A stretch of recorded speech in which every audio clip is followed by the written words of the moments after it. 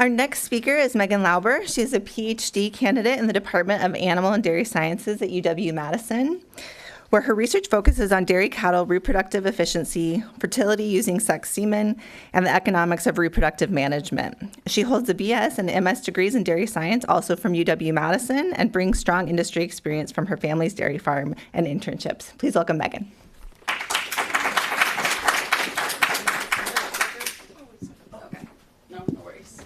We can get adjusted here. It's on? Excellent. Thank you. And I'm sorry all, I just love a good pun. I can't resist it when I have the opportunity with the title. So thank you all for joining, and thank you to the Dairy Innovation Hub, the Dairy Symposium for the invitation and for the funding for this opportunity. And I was a Wisconsin native here. When you go through education, you have to learn about Wisconsin history. And I know not everybody has that background, but I like to have a little history lesson here. Does anybody know this gentleman here in this picture on the right? Raise your hand, say proud. Yes. Dean Klepsy. It's William Horde, isn't it? Yes. William Dempster Horde, W.D. Horde. And does anybody know what Mr. Horde is famous for? Horde's Dairyman, that's the one common, yes. But he is also the 16th governor of Wisconsin. I think that's important to recognize. But he is very well known, yes, for starting Horde's Dairymen, as well as being a big contributor of the College of Agriculture and Life Sciences here, actually in 1899. And actually, W.D. Horde is a New York native, and he grew up on a dairy farm there, and that's where his interest in dairying came about, moved his family to Wisconsin, and looked around and said, well, you can grow wheat here, but this is a perfect region to have dairies. Why aren't you having dairy cows? And so was really instrumental in getting here in Wisconsin our dairy industry established, and actually, founder of Horde's Dairymen, getting that information out to stakeholders, dairy producers, and really has become known as actually the founding father of the Wisconsin dairy industry. He always kind of termed it this scientific dairying, and really embodied this idea that we have of the Wisconsin idea, as well as land-grant universities, of getting information out to our stakeholders. So served as a really key asset here with the College of Agriculture and Life Sciences and the dairy industry as a whole. And that influence has just remained strong here. Who knows what our license plates say? America's Dairyland, that's right. And we see that represented here, and that's continued very strong. I don't probably have to say this to this room, but 1.2 million dairy cows here across 5,100 farms. We're the big cheese, 1,200 cheesemakers making 3.58 billion pounds and contributing over 52.8 billion annually to Wisconsin's economy. And so to do this, we need a developed workforce to do this. And so in Wisconsin, agricultural jobs account for about 9.5% of jobs in Wisconsin annually. And with dairy's prominence, that's about a third of those jobs, of that 9%. So really important that we have this prominent and established workforce to actually fill the needs that drives our state's economy. And you see this not only in Wisconsin, but across the nation. So very interesting, Purdue University actually works with the USDA to forecast what are agricultural job projections in the future. And so from their latest release, for projections for 2025 to 2030, they anticipate that 104,766 U.S. job positions in food, agriculture, natural resources, and environmental are projected annually from 2025 to 2030. And so when we actually look at the graduates that are filling those jobs, we have about half of them actually completing degrees in these areas. But it's interesting, we anticipate about a quarter of these are actually coming from allied industries, with a remaining quarter that they have no affiliation, no education in these areas. And so for these jobs, primarily they need at least an associate's degree to fulfill these needs to sustain this workforce. And so there's a great opportunity when we think about this. It's not just working on that farm, being a veterinarian, but it's also looking at this as a business management, science engineering, food and biomaterials, as well as education and governmental services. And so kind of how does this relate to the people in this room? This is a key area of our Dairy Innovation Hub, growing our businesses, growing and serving our community. Key aspect of the Wisconsin Dairy Task Force. It's always a challenge, right? We want to engage with young people to help them pursue careers. We have fewer students growing up with these very stereotypical agricultural backgrounds, and more students from these non-agricultural backgrounds will be key aspects in sustaining our dairy workforce. as well as also developing educational programming for non-farm audiences. We very well know that we want to continue to foster and have this positive perception of dairy. And so having these materials, especially engaging with young people this way, is a great way to further promote that. And also, this is an aspect that really relates to the universities of Wisconsin in itself, that we have with our strategic plan from 2023 to 2028, that we want to provide support for the universities to drive enrollment. So to benefit not only here at UW-Madison, but other dairy institution hub states, as well as other universities. And one of our key objectives with fulfilling this programming to provide these opportunities with youth, we were fortunate, Laura Hernandez, Eric Ronk, and myself, to receive a short-term high-impact dairy innovation hub grant that we wanted to bring back this dairy youth programming. And one of the key aspects of that was actually bringing back Badger Dairy Camp. And Badger Dairy Camp was created in 1999, actually by a former faculty member, Ted Hallbach, which at the time he was an extension youth specialist and instructor. And really the goal of this camp was to establish a youth-based camp here on campus with hands-on activities to expose students to higher education in careers in dairy science. And so you can see here the picture on the right. This is 20 years back, seems like not too that long ago, the class of 2006 from this group. And so annually this had about 100 students from 1999 to 2018. But unfortunately, due to scheduling conflicts, COVID-19 pandemic, which hit us all, and some staffing changes, this camp was discontinued. And so this left a hole of providing this type of content for these students to actually engage with them and provide these hands-on workshops. And so just some candid photos, because I think those are always fun to go for a blast of the past. These students in this camp were very hands-on, working with cattle. They were doing dairy judging, dairy fitting as well for their 4-H projects, working in various different groups. But also these students participated, in hands-on workshops, such as exploring the rumen here of the cow, learning how to actually flush embryos out of reproductive tracts. Some people might know this guy, the man, the myth, the legend, Dr. Milo Wiltbank, teaching those students as well, having those hands-on experiences.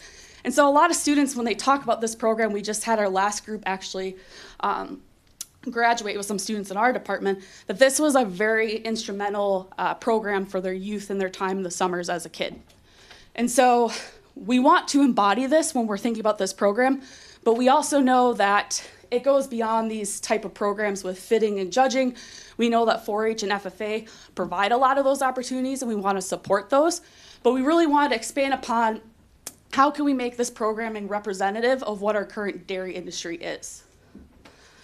And how we want to approach this was framing it on what we identify as key priority areas similar to the Dairy Innovation Hub. So focusing that, similar to our dairy cow, she herself is a complex system, but also our dairy industry is a very complex system. So it's focusing on how we can utilize land and water efficiently, how our dairies are impacting farm business as well as our communities, the welfare and the health of our dairy cow, but also how does this impact human health, nutrition, and also the choices that our consumers are making. So the goal of this objective was to educate youth about these different areas of the Wisconsin dairy industry based on these priority areas, as well as the higher education and the career opportunities available. And so we're fortunate with funding from the Dairy Innovation Hub, as well as very generous sponsors, to be able to bring back Badger Dairy Camp. This camp is being held July 9th through the 12th, targeting middle school to high school age students. Great way for them to learn their indirect skills, right? Learning interpersonal communication, confidence, leadership, which you can have students gain from additional sports, et cetera, but also providing an opportunity for students to learn direct skills, actual information about these different areas that could lead to a future career in education. And so this program we're doing as a first come, first serve. Again, with the camper registration fee, we want to make this very affordable for students. So this program costs on $175 per camper, which covers the housing and dining, with the remaining costs covered from generous industry sponsorships, as well as grant support through organizations such as the Dairy Innovation Hub.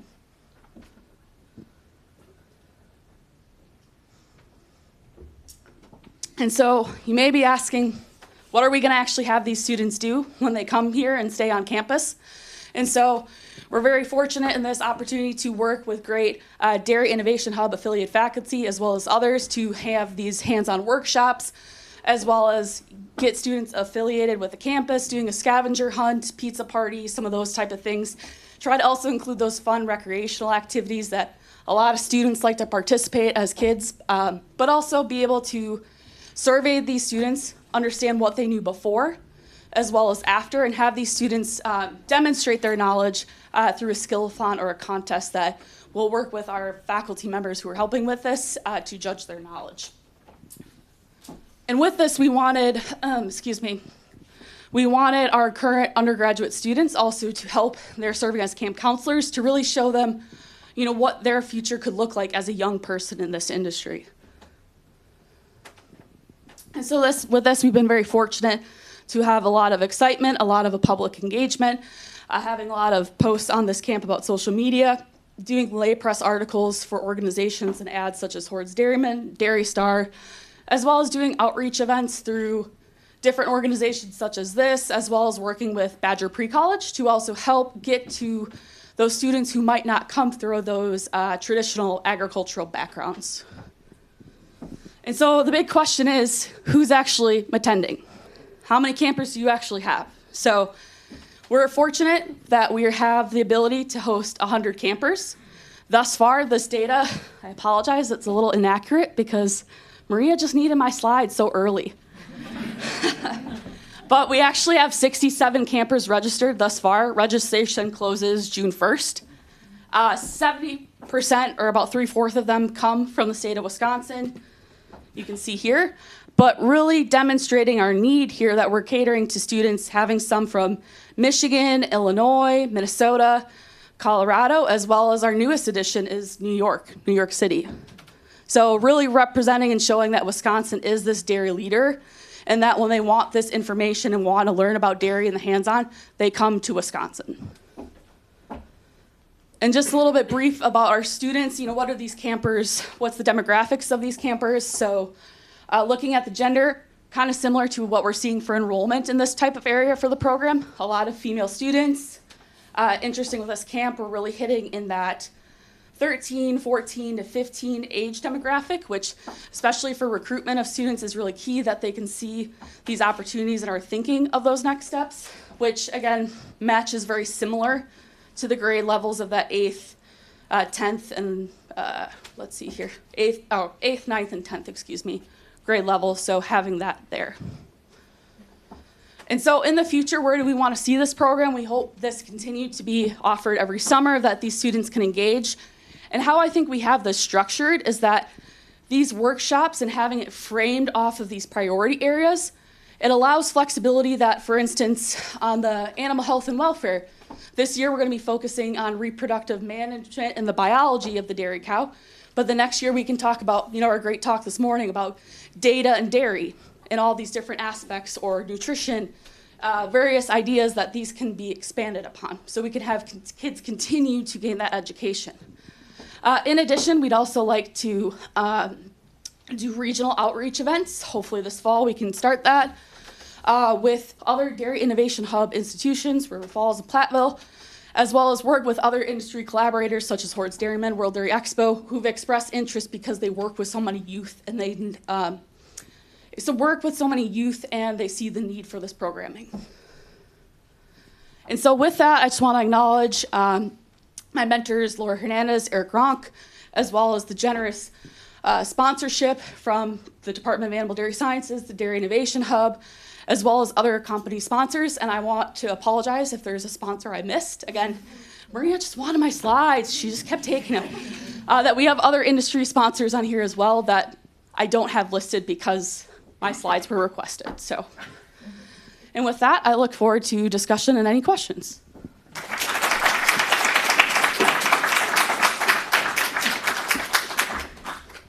Great. Any questions? Okay. Megan, what objections do you think a kid would have to considering something like this? You're saying objections of wanting to attend? Is that? The category of camp. Oh, the category? I think for some, right, if they don't have that exposure, maybe they're a little hesitant, right, to jump into something very new. And so maybe that's something I've had students from a similar area that they're going with a friend, they're interested in that content, but they're maybe a little afraid to go away from home the first time. And so that's why we targeted that middle to high school age student. And so working with them that they can then maybe go together and experience that. And so also just, not having that representation, right? I think representation is very important. That's the whole point of this camp, for others to see that I don't need to have a prerequisite of an agricultural background, that I can actually be involved in those things. How have you publicized this so kids know about it? I had no awareness that this was happening. So how have you publicized it, and how would somebody in New York and Colorado hear about this? That's an excellent question. So we've done a press release through Extension, through the College of Agricultural Life Sciences, posts through social media, articles and ads in lay press publications such as Horde's Dairyman, Dairy Star, working with Badger Pre-College, that they also post this on their website for students for camps, social media as well. Working through a lot of different avenues, sharing with agricultural teachers in the state of Wisconsin and Illinois as well. So trying to leverage those relationships. And I think what is very prominent here is that those involved in the dairy industry, we have it's small but not small industry, that it's tight-knit and that they share these opportunities and they want to see youth continue to grow. And so that word of mouth and how people travel, and we have alumni from this base across the country, I think really expands to get those students from multiple backgrounds. We'll take one. Okay, so my question's related to, you mentioned develop educational programming for non-farm audiences. So how are you specifically trying to pull in some of the urban students potentially? Yes, that's a great question. So initially for this poll, we were trying to work with Badger Pre-College as our main aspect of that, and also working with educators in the state, FFA, non-FFA, to share that with their students. That's been kind of the main objective of that, because, for instance, Badger Pre-College shares summer coursework, whether it's a music camp, STEM, regardless of that, to have those objectives. We're thinking in the future if we can continue this programming. Again, this is only a year, so it's kind of wondering what's next. But hoping that we can maybe work to have sponsorships from different schools for like a student to come, like a scholarship from a non-agricultural background. And so those are some thoughts that we have and are continuing to work on. Great. Okay, so I think we will wrap up, but before we go, just one last round of thank you for all of our speakers.